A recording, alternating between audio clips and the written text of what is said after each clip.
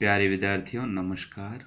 आज हम BA second year व्याकरण पार्ट के उपसर्ग के बारे में अध्ययन करेंगे।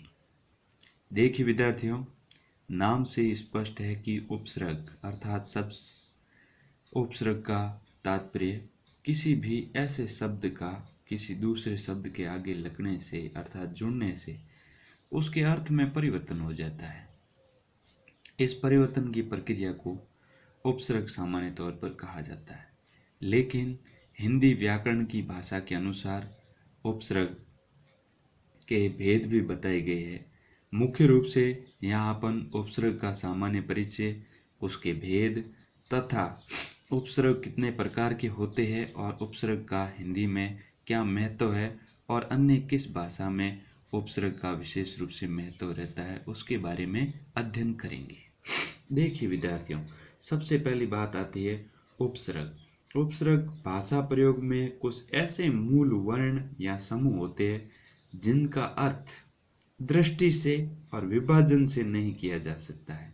कहने का मतलब अपन उसको देख करके और तोड़ करके उसको उपसर्ग नहीं बना सकते हैं। इस प्रकार के मूल शब्द भाषा को अविभाज्य इकाई होते हैं। ये किसी शब्द से पहले जुड़कर नए अर्थ का निर्माण करते हैं। कोई भी शब्द होता है उससे पहले जुड़ करके नवीन अर्थ का निर्माण करते हैं। इस कारण से इसे उपसर्ग कहते हैं। चूंकि स्वतंत्र शब्द के रूप में प्रयुक्त नहीं होते हैं, उपसर्ग कभी अकेले प्रयोग में नहीं लिए जाते हैं, न ही इसका कुछ अर्थ होता है। जब भी उपसर्ग की बात आती है, उपसर्ग हमेशा किसी शब्द के आगे जुड़ करके उसके अर्थ में परिवर्तन करते हैं।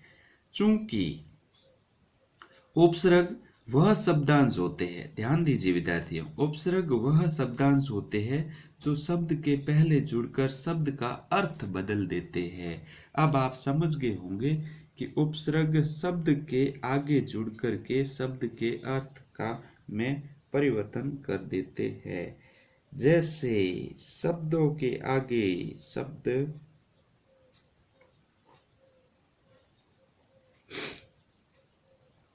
आगे जुड़कर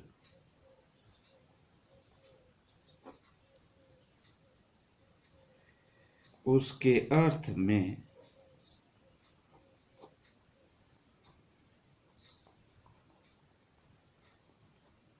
परिवर्तन कर देते हैं। यहाँ कहने का तात्पर्य यह है कि जैसे ही उपसर्ग किसी शब्द के आगे लगते हैं तो सामान्य तौर पर उसके अर्थ में परिवर्तन हो जाता है। यानी जो अर्थ अपन सुनना समझना पसंद करते हैं उसमें मूल रूप से परिवर्तन हो जाता है। इसलिए शब्दों के आगे जुड़ करके उसके अर्थ में सामान्य तौर पर परिवर्तन होने के कारण इसको उपसर्ग कहते हैं। जैसे मैं आपको एक उपसर्ग का उदाहरण बता रहा हूँ। उपसर्ग शब्द उप धन सर्ग इन दो शब्दों के मेल से बना है, जिसमें सर्ग मूल शब्द है जिसका अर्थ है जोड़ना या निर्माण करना। देखिए इस शब्दों के माध्यम से मैं आपको सामने बात स्पष्ट कर रहा हूँ विद्यार्थियों। देखिए जैसे लिखा जाता है उपसर्ग, ठीक है, इन दोनों को तोड़ने से उप धन सर्ग बनता है, ठीक है। उपधर्म सर्ग लिखने के बाद में यहाँ पर मूल शब्द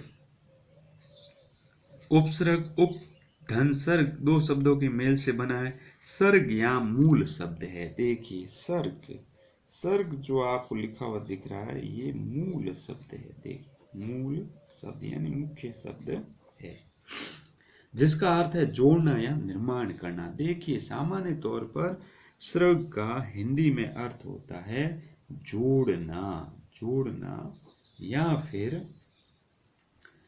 निर्माण करना। देखिए निर्माण करना भी होता है और जोड़ना भी होता है। किसी भी शब्द के आगे जुड़ने से उसके अर्थ में परिवर्तन करना। तो कहने का मतलब नए शब्द का भी निर्माण होगा और नए शब्द भी इसमें जुड़ेंगे, ठीक है। अब बात आती है आगे इसमें से कि उपसर्ग का एक उदाहरण लेते हैं। जैसे मैं यहाँ पर लिखता हूँ उपहार।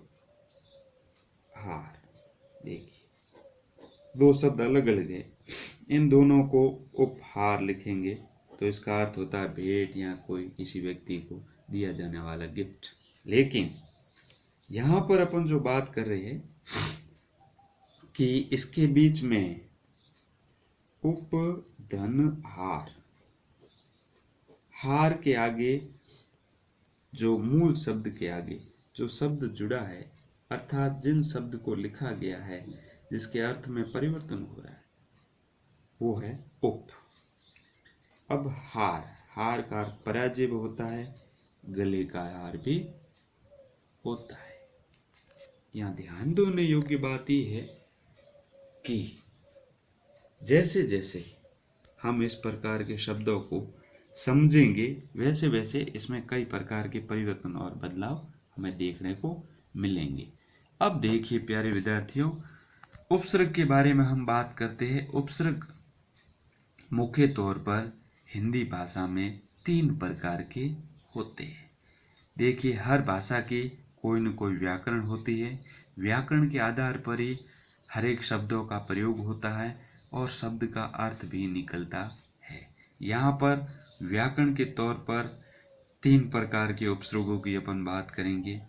3 में से कौन कौन से प्रमुख उपसर्ग है? एक है संस्कृत के उपसर्ग। देखिए, भाषा अलग है लेकिन हिंदी में संस्कृत के उपसर्ग का भी प्रयोग किया जाता है। 3 प्रकार, किसके 3 प्रकार है? उपसर्गों के 3 प्रकार। पहला प्रकार, ध्यान दोगे, मुख्य रूप से पहला जो प्रकार है वो है संस्कृत के उपसर्ग। देखिए, संस्कृत के उपसर्ग यानी संस्कृत भाषा के उपसर्ग।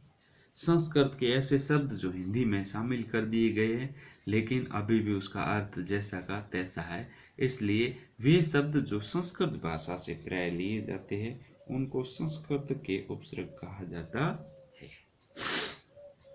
दूसरे है हिंदी के उपसर्ग, हिंदी भाषा स्वयं के उपसर्ग। हिंदी के उपसर्ग, स्वयं हिंदी भाषा के उपसर्ग। जिस प्रकार अपन हिंदी भाषा को समझते हैं, लिखते हैं तथा उस समय कौन कौन से छोटे छोटे उपसर्गों का प्रयोग होता है, तो हिंदी के भी स्वयं के उपसर्ग है। फिर है तीसरा उर्दू और विदेशी भाषा के उपसर्ग। 3 उर्दू अथवा विदेशी भाषा के उपसर्ग। अब प्यारे विद्यार्थी, आप समझ गए होंगे कि हिंदी व्याकरण के अनुसार सामान्य तौर पर 3 प्रकार के उपसर्ग होते हैं। पहला है संस्कृत के उपसर्ग, दूसरे हिंदी के उपसर्ग और तीसरे उर्दू अथवा विदेशी भाषा के उपसर्ग। अब आपको तीनों उपसर्गों का अलग अलग उदाहरण के माध्यम से तथा प्रत्येक उपसर्ग का क्या अर्थ होता है और शब्द के साथ में जुड़ने से किस प्रकार उसके शब्दों में परिवर्तन होता है, उसका हम अध्ययन करेंगे। विद्यार्थियों, ध्यान देने योग्य बात है, किसी भी भाषा को सीखने के लिए पहले व्याकरण का ज्ञान होना अत्यंत आवश्यक है। आज हम अध्ययन कर रहे हैं हिंदी संबंधी व्याकरण का। सबसे पहले जब तक किसी भाषा का व्याकरण का ज्ञान किसी विद्यार्थी को नहीं होता है, तब तक प्रत्येक विद्यार्थी को भाषा समझने और सीखने में कठिनाई महसूस होती है। आज हम इस बात को लेकर के अध्ययन कर रहे हैं कि